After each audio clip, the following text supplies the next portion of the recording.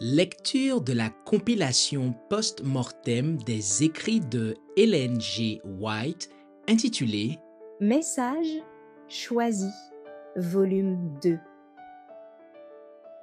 Chapitre 10. Les visions d'Anna Phillips.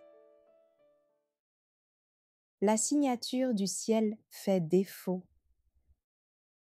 Je sais que nous vivons tout près du terme de l'histoire humaine. Des événements formidables se préparent. Je suis parfaitement d'accord avec vous lorsque vous présentez la Bible, et la Bible seule, comme le fondement de notre foi. Satan est un ennemi rusé. Il agit là où on s'y attend le moins. J'ai un message pour vous. Vous imaginez-vous que Dieu vous a chargé de présenter les visions d'Anna Phillips, de les lire en public et de les unir aux témoignages que le Seigneur a bien voulu me confier? Non, le Seigneur ne vous a pas confié cette mission.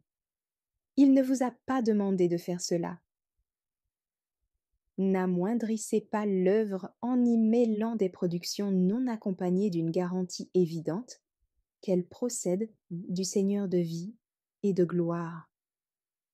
Mon cher frère, je désire vous parler des dangers dont notre œuvre est actuellement menacée.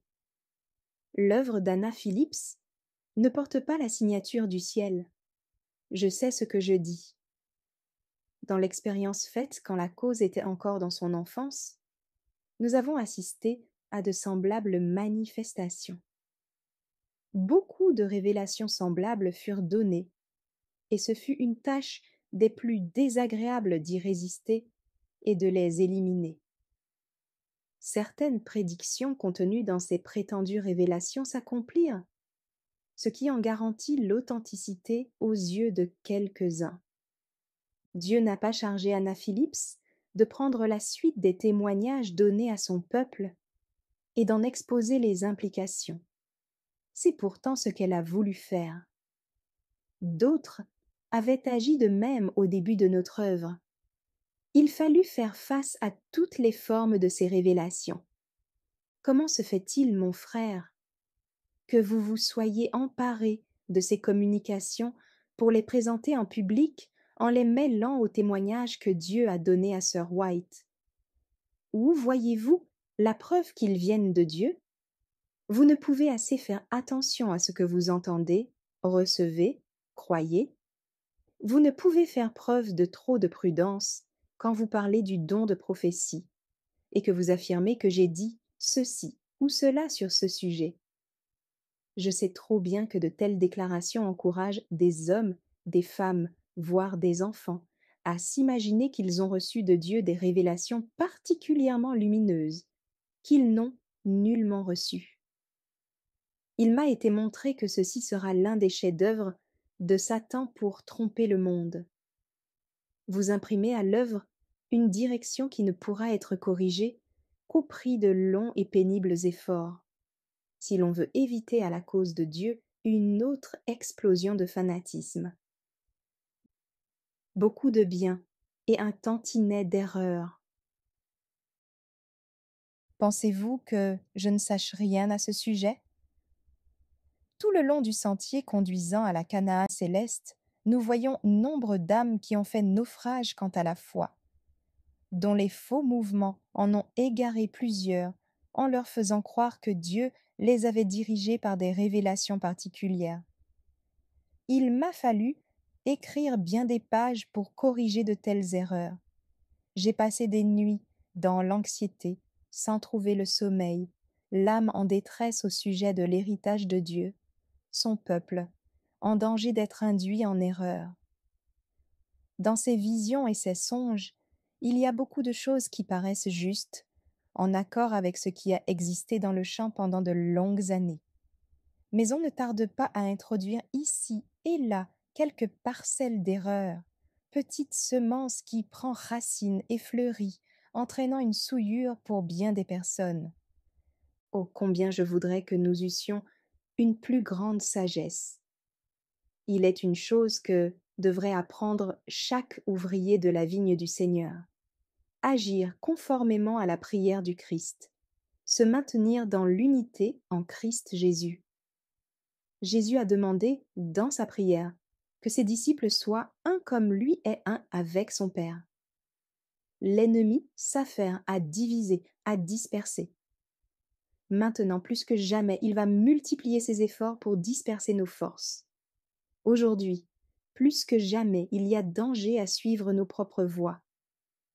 La vérité pour ce temps-ci est vaste et à longue portée. Elle embrasse bien des doctrines qui, isolées, perdent de leur valeur. Unies par des fils d'or, elles constituent un tout harmonieux dont le Christ est le centre. Les vérités bibliques que nous présentons sont aussi fermes et immuables que le trône de Dieu. Mon frère, pourquoi le pasteur R et vous-même agissez-vous comme vous le faites concernant Anna Phillips, sans être pleinement assuré que le Seigneur a fait d'elle son porte-parole auprès de l'Église, l'instrument dont il se sert pour communiquer la lumière? Si vous acceptez n'importe quoi revêtant l'allure d'une révélation divine, si vous continuez à encourager comme vous l'avez fait ces prétendus prophètes, apportant à leur œuvre le poids de votre influence, vous ne serez pas un gardien fidèle de l'héritage du Seigneur. Nous ne méconnaissons pas les avertissements du Christ. Voir Matthieu 24, versets 21 à 23.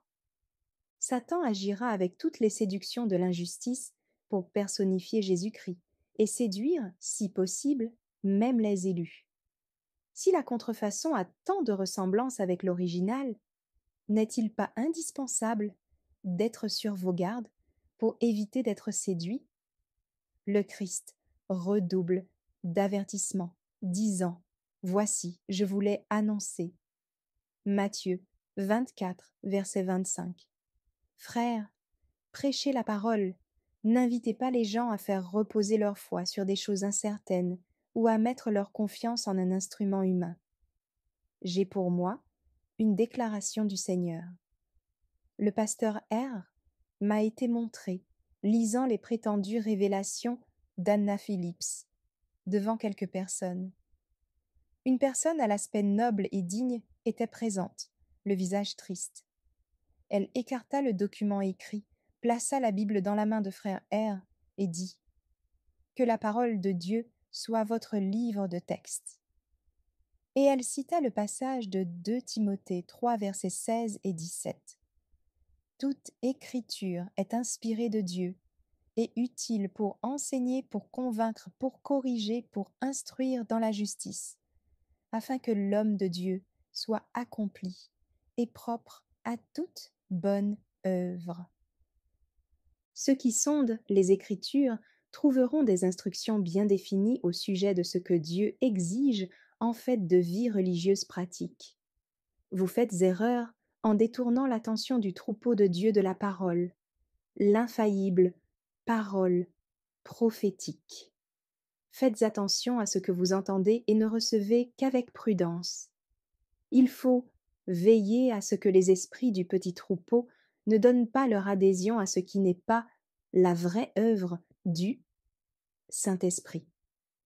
Il y a ici un très grand danger.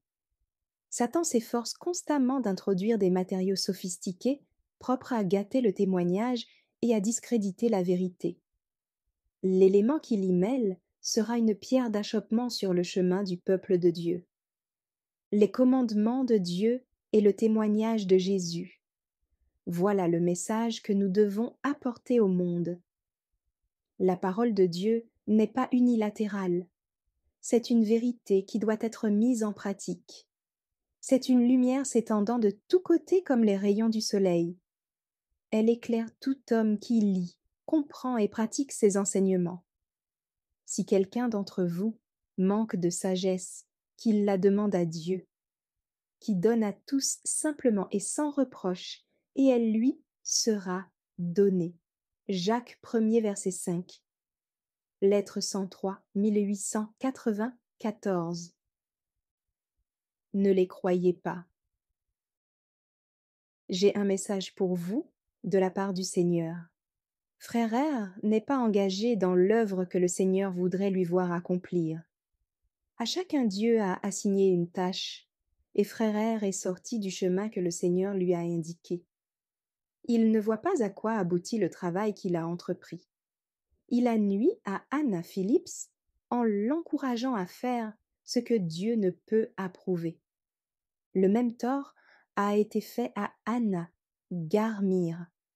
Son père et sa mère lui ont fait croire que ses rêves enfantins étaient des révélations divines. Son père a parlé à l'enfant comme si elle était l'élue de Dieu. Toutes ses fantaisies et ses rêves furent enregistrés en tant que visions d'Anna. On lui présenta des images et des symboles. Elle avait des paroles de répréhension pour sa mère et son père. Après des paroles sévères venaient des représentations flatteuses des choses que le Seigneur s'apprêtait à faire pour eux. Il me fut montré que ces choses étaient fallacieuses, une tromperie. Il s'agissait des détails les plus insignifiants, où des choses vulgaires et sans valeur se mêlaient à des choses importantes. Tout cela faisait appel à l'imagination. Le sacré était mêlé au profane. La vérité en était amoindrie, ce qui n'empêcha pas certaines personnes de recevoir ces prétendues révélations et de les propager. Il se forma un petit groupe qui s'inspirait de ces enseignements et qui trouvait ces visions plus spirituelles que celles de sœur White. Un mélange de sublime et de ridicule. C'est du Seigneur que j'ai reçu l'avertissement que je vous donne maintenant. Anna Phillips n'aurait pas dû être encouragée comme elle l'a été. Ceci lui a causé un tort immense en la confirmant dans son erreur. Je regrette de voir que quelqu'un de nos frères et sœurs est prêt à accepter ces prétendues révélations et s'imagine y trouver de divines lettres de créance. Ces choses ne contribuent aucunement à l'accomplissement de l'œuvre essentielle qui doit se faire actuellement. On emploie des images et des illustrations enfantines pour décrire des choses sacrées et célestes, et le sublime se mêle au ridicule. Bien que l'œuvre se donne l'apparence de la sainteté, elle est de nature à prendre au piège et à égarer les âmes. Différentes choses surviendront qui se donneront comme des révélations de Dieu, mais qui seront le produit d'une imagination exaltée et séduite. Il a fallu compter avec de telles choses au cours de nos premières expériences. Il y avait des personnes jeunes, des enfants et des personnes d'âge mûr qui se disaient conduits et enseignés de Dieu, chargés d'un message spécial. Il en surgissait de tous côtés, qui étaient dans la vérité sur certains points, dans l'erreur sur d'autres. Des années durant, Dieu m'adressa le même message. Ne les crois pas. Ils conduisent dans de mauvais chemins. Je ne les ai pas envoyés. Lettre 4, 1893. Examinez attentivement tout ce qui se donne comme vision. Étant donné qu'on a répandu un faux rapport, au terme duquel sœur White aurait approuvé ce qui a été écrit et publié comme révélation divine accordée à mademoiselle Anna Phillips, j'ai le devoir de parler. Je n'ai pas approuvé ces productions. D'après les avertissements qui m'ont été donnés à ce sujet, elles ne manqueront pas d'égarer les âmes. Il s'y mêlera des déclarations extrémistes qui provoqueront des actes regrettables chez ceux qui les accepteront. Il conviendrait que nos frères et sœurs agissent avec plus de précaution, conformément à la lumière reçue. Il faudrait examiner ces prétendues visions avant de les accepter. Il faudrait les envisager en harmonie avec la lumière qui m'a été accordée. Je constate que nos gens sont sur le point d'agir d'une manière inconsidérée et de se livrer à des actions prématurées. Au sujet de ces prophètes qui surgissent, Dieu dit « Ils courent, sans que je les ai envoyés. Ne les croyez pas. » Ce qui me peine, c'est de voir que quelques-uns de nos frères ont associé les exercices d'Anna Phillips avec les témoignages de sœur White, en présentant les deux choses en même temps comme ne faisant qu'une. Plusieurs ont accepté le tout comme étant de ma provenance. Quand la vraie nature de ces productions apparaîtra, que des faussetés seront présentées comme autant de vérités divines, et que certains individus agiront en conséquence. Persuadés qu'il y a là un message du Seigneur, il se produira des mouvements dénués de l'être de créance divine, et des doutes seront émis concernant l'œuvre véritable de l'esprit de prophétie. Puis, les témoignages que Dieu adresse à son peuple porteront la flétrissure de ces fausses déclarations. Ces révélations ne font que rééditer les choses qui ont été mises à la portée du public par des imprimés au cours des années, avec cependant un mélange de choses propres à égarer les lecteurs. J'ai un avertissement à donner à nos frères. Suivez le conducteur et ne cherchez pas à le devancer. Ne laissez rien au hasard en ce temps-ci pour tout ce qui touche à notre œuvre. Abstenez-vous d'expressions fortes qui risquent de faire croire à des esprits peu équilibrés qu'ils ont reçu de Dieu des lumières merveilleuses. Celui qui apporte au monde un message divin doit garder une parfaite maîtrise. Qu'il se souvienne que le sentier de la présomption longe de près celui de la foi. Qu'il s'abstienne toujours d'expressions extravagantes qui affecteraient sûrement une certaine classe de personnes et qui détermineraient des influences plus difficiles à contrôler qu'un cheval fougueux. Dès que l'impulsion et l'émotion prennent le dessus, au détriment du calme jugement, on peut commettre un excès de vitesse même sur le bon chemin. Un excès de vitesse peut être nuisible à plus d'un égard. Avant même de s'en rendre compte, on peut se trouver sur une fausse route. Jamais le sentiment ne doit l'emporter sur le jugement. Tout excès, même dans les choses permises, offre des dangers, et ce qui n'est pas légitime conduit nécessairement sur une mauvaise voie. Des âmes iront à la ruine à moins d'un travail attentif, accompli avec zèle et un bon sens solide comme le roc. Qu'il s'agisse d'avancer une idée, un principe ou une représentation. Il convient de se tenir sur ses gardes quand quelqu'un affirme avoir reçu des révélations divines. Il faut surveiller cela de près et beaucoup prier. Ceux qui participent à la grande œuvre qui doit s'accomplir en ces derniers jours doivent se concerter au sujet de toute nouveauté qui s'introduit.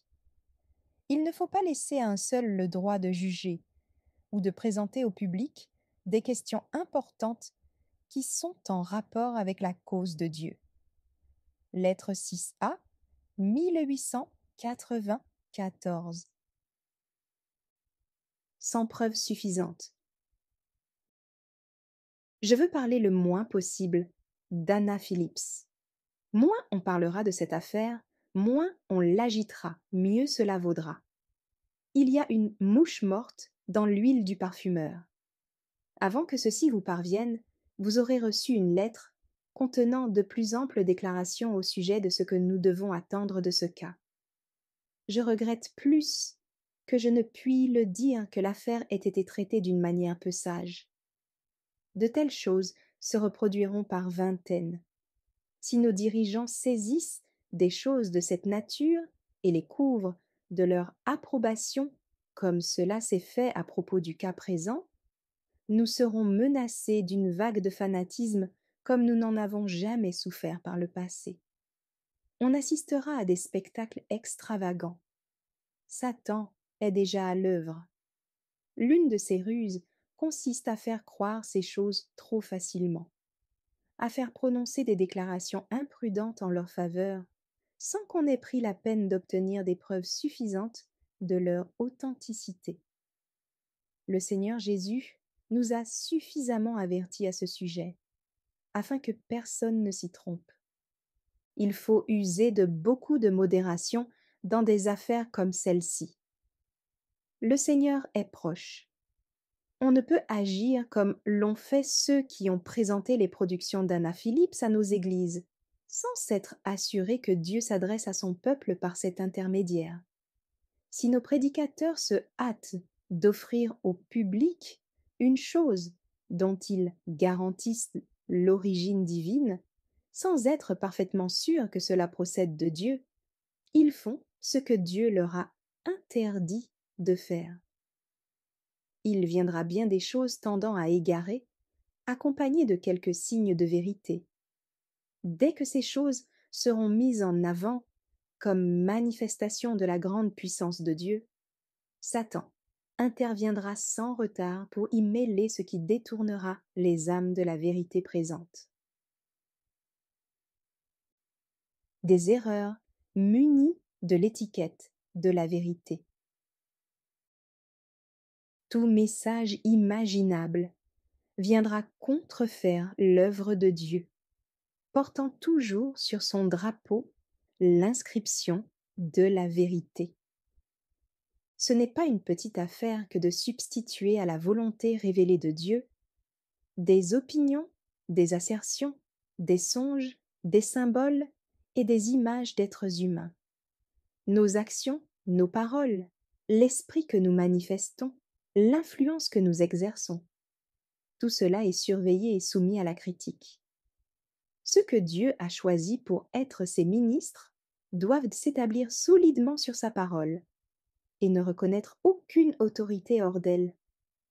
Aujourd'hui, plus que jamais, des jugements précipités, des opinions formées négligemment, sans preuves suffisantes, peuvent entraîner les résultats les plus désastreux.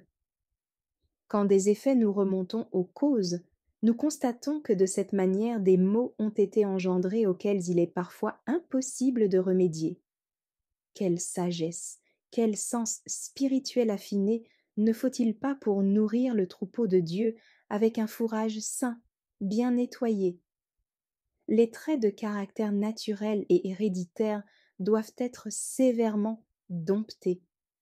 Autrement, un zèle ardent, d'excellentes intentions dégénéreront, et un sentiment exagéré produira des impressions sur les cœurs humains, impressions qui deviendront leur guide et les entraîneront à des actions impulsives.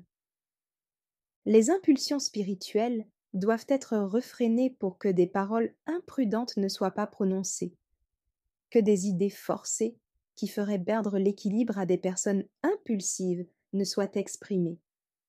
Il en est dont les sentiments sont aisément surexcités par de fortes affirmations.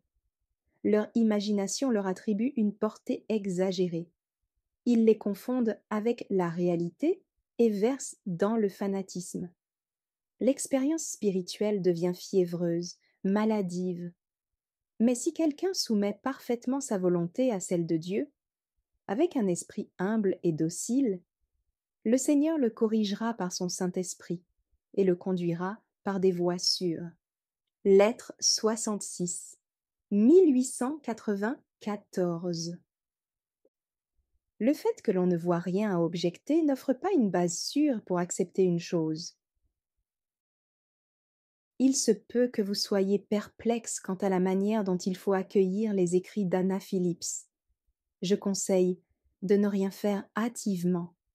J'ai de tendres sentiments pour cette sœur. Je ne voudrais rien dire ou faire qui puisse lui nuire. Puisqu'ils ont été si aisément répandus à profusion, sans un examen attentif, ne nous hâtons pas trop de les recueillir et de les détruire comme un poison. Qu'on les laisse là où ils ont été envoyés avec la sanction de nos frères responsables. Agir d'une manière trop brusque pourrait faire du tort. Ce qui m'étonne beaucoup, c'est que nos frères aient accepté ces écrits simplement parce qu'ils n'y trouvaient rien à objecter. Pourquoi n'ont-ils pas pensé à ce qu'ils contiennent qui peut être approuvé et envoyé avec l'influence qui fera leur force? Bien des choses que je ne puis dire maintenant devront être dites plus tard. Bien décidé à ne rien faire qui puisse nuire à cette sœur, je ne puis néanmoins garder le silence.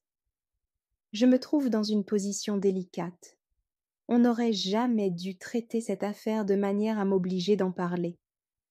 Il m'est pénible de le faire. Si ce n'était que j'aperçois les dangers futurs, je ne dirais pas un mot sur cette affaire. Je laisserais les choses aller leur train. Ainsi mes frères et mes sœurs poursuivraient leur propre action au sujet de ces manifestations qui n'ont rien de particulier. Je ne vois rien dans les écrits d'Anna Phillips qui soit de nature à justifier les mouvements qui ont été créés. Si de telles choses sont saisies si aisément, vous en aurez en abondance, aux aspects variés, mais susceptibles d'être reçus avec confiance. Je suis très attristée. Vous pensez, semble-t-il, que je devrais être à même de mettre le doigt sur les sentiments particulièrement contestables. Dans ce qui a été écrit, il n'y a rien de très apparent. Vous n'y avez rien trouvé de discutable. Mais cela ne suffit pas pour employer ces écrits comme vous l'avez fait. Votre attitude, dans cette question, est décidément sujette à caution. Est-il nécessaire que vous aperceviez dès l'abord quelque chose qui puisse faire du tort au peuple de Dieu pour vous montrer prudent? Suffit-il, pour que vous donniez votre approbation à ces écrits, que rien ne paraisse à la surface? Ne répandez pas des écrits de ce genre sans bien réfléchir aux conséquences de votre conduite.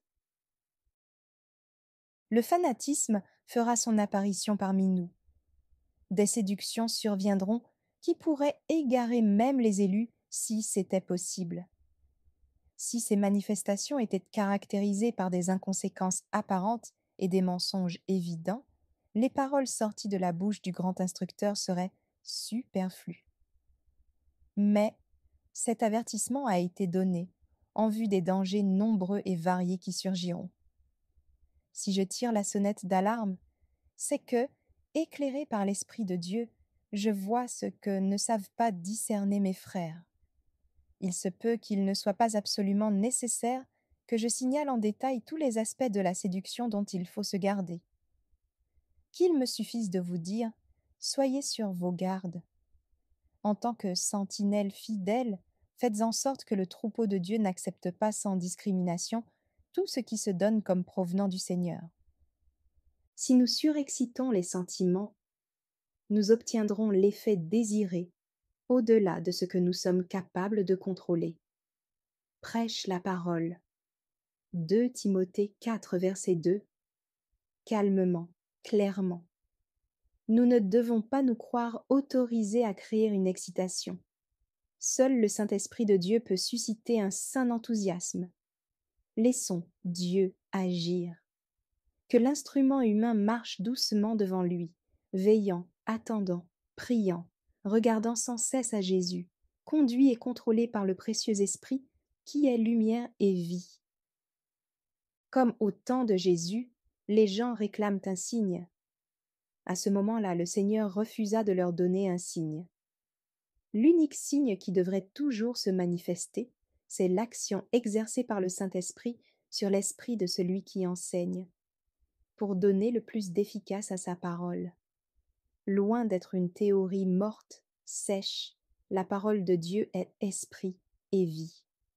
Satan ne désire rien autant que de détourner les esprits de sa parole pour chercher et attendre quelque chose d'autre, pour nourrir le sentiment. L'attention ne doit pas se porter vers les songes et les visions. Pour obtenir la vie éternelle, il faut manger la chair et boire le sang du Fils de Dieu. Lettre 68, 1894. Merci d'avoir écouté cette lecture. Si vous avez des questions ou des remarques sur le thème abordé, n'hésitez pas à les partager dans les commentaires et notre équipe ne manquera pas de les considérer. À bientôt sur lereste.org.